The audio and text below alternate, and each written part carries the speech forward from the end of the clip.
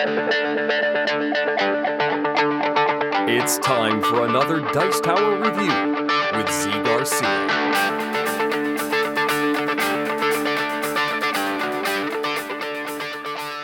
Hey folks, today I'm taking a look at Dicey Goblins from Renegade Game Studios. This is a push your luck dice game in which you are going to be trying to hoard the most dragon eggs, and you're going to be going deeper into the cave to try to grab them. But if you push your luck too much, you are going to get scorched by the dragon herself.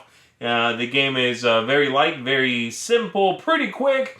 Let me give you an overview of how it works, and then I'll tell you what I thought of it. Here we go.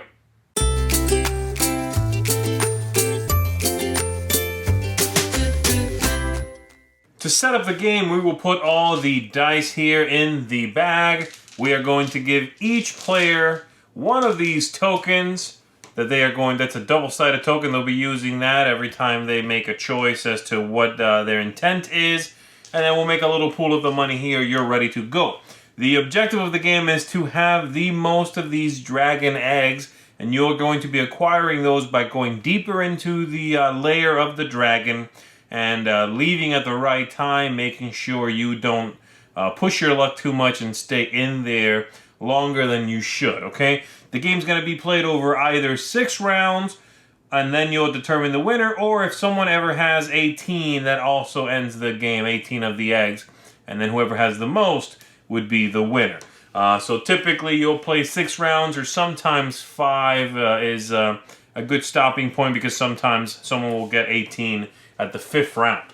So, to play the game, we are going to shuffle up the, or shake up the dice rather, pull out 2 of them, and just put them over here.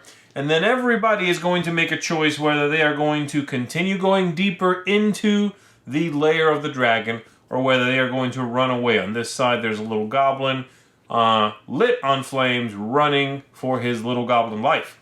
And so you're going to make that choice. Everybody reveals that choice simultaneously. Once that's done, then you take all the dice over here by the little footprint and you roll them. Any eggs that come up, you place over here by the eggs. Any footprints that come up, just go right back to the footprints area. And then any dragon flame symbol there, little skull symbol, goes up here by the skulls. So for right now, that's what came up. And then we take 2 more dice from the bag, put them back over here, and everybody makes that choice again. So let's say everybody simultaneously makes that choice, and this player, once they're all revealed, this player said, I'm running away. They're going to be able to take one of the dice that's over here waiting and get that many dragon eggs. So they would take one of these, remove it, take 2 of the dragon eggs, and they are out for the rest of this round. Now, if 2 players left, they could each get one of these dice, as long as they can split 2 dice evenly, right? So as long as there's 2 identical dice, then they can take 1 die each. However, if this had been like so, where 1 die had 3 eggs, the other die had 2 eggs, and 2 players run away, they cannot evenly split this by taking a die each. So they leave that there, and they simply get 1 dragon egg, and they leave the cavern, okay? So, let's say, as I said before, this player left, they take that, they get their 2 eggs, and we roll these up. We have one of these up here, and another dragon egg die, and we pull out 2 more, and the choice repeats itself, where the players have to decide if they stay or they leave.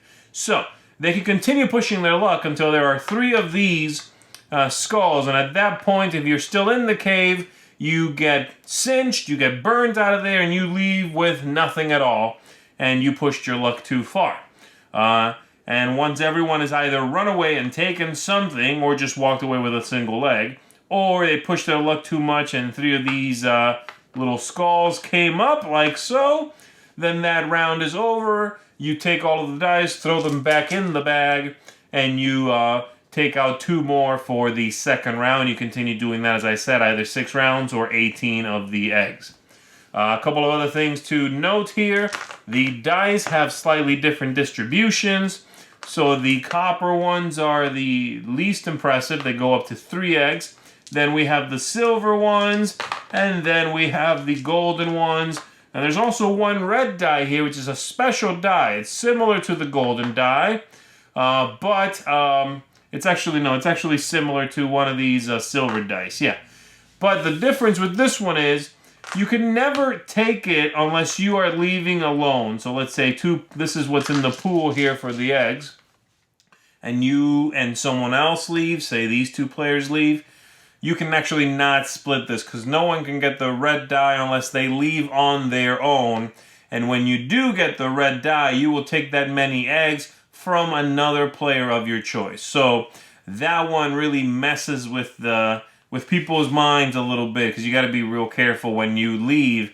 If that die is in the pool there, you definitely want to hold out and be the one who leaves alone or the one who leaves last. And in fact, if you are the one who leaves last, you will get 2 dice from the egg dice pool there, okay? So that's basically it. That's just about all the rules you are going to play until you have determined your winner, and that is Dicey Goblins. The game says on the box 15 to 30 minutes, but I was surprised by how speedy it is. It really is a lightning fast game, and it's got a nice flow to it. Now, sometimes, yeah, you can have a round that just you roll the 3 little skull symbols, boom, that round's over, and you move on. And that sort of feels like a wasted round a little bit. But for the most part, it's got a pretty nice cadence to it. You know, I like the feel of the game. I like the concept of having to sort of judge when you leave, when you stay. And yeah, there's some randomness to it, of course.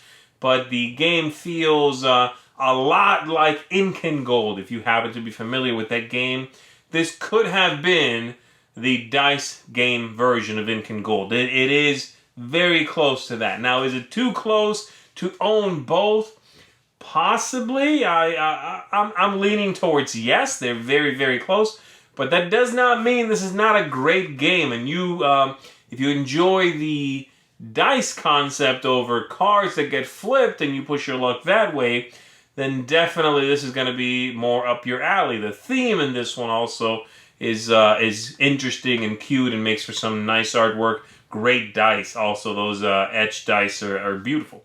And so, not a whole lot else to say about this one. Light, simple push your luck game. Well done. Well produced. It's an attractive package, but it's not super original. And so, if you already have a bunch of push your luck games, especially Ink and Gold, then maybe this is one you can pass over. For me, I think I'm going to be hanging on to this one. I enjoyed it. I taught it to a few folks who also enjoyed it. Typically end up playing more than once because it is so quick, and once folks get it the first game, they feel ready to, say, okay, let's do it again. And so thumbs up from me. Check this one out if you're looking for this style of game. That is Dicey Goblins. Thanks so much for watching the Dice Tower videos. Find more great videos and reviews as well as our top-rated audio podcast at Dicetower.com. You can also find other great shows at Dicetowernetwork.com. I'm Eric Summerer, and you've been watching The Dice Tower. The Dice Tower is sponsored by Cool Stuff Inc., where you can find great games for great prices. Cool stuff in stock. Check them out at CoolStuffInc.com.